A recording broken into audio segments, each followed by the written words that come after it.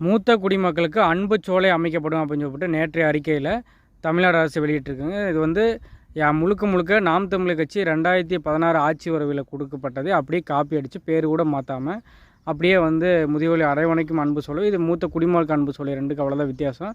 அதே பார்த்து காப்பி அடித்து ஒரு திட்டத்தை வெளியிட்டிருக்காங்க.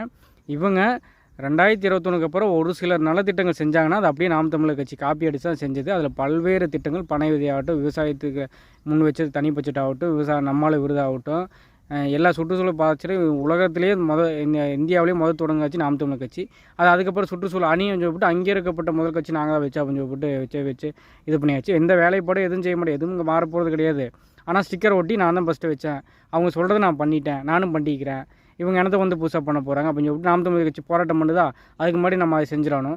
இப்படியான அவங்கள பேச்சு பொருளானால் அதை நம்ம வச்சுக்கிட்டு அவங்க ஒன்றும் இல்லாமல் பண்ணானுக்கான ஸ்டிக்கர் ஓட்டுற வேலையை மட்டும்தான் அவங்க பார்ப்பாங்க.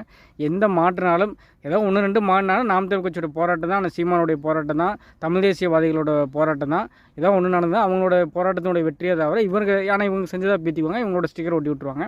இதான் அவங்களை செய்கிற ஒரு அரசியல், ஒன்றுக்கு முத்த ஆகாவளித்தனமான அரசியல்.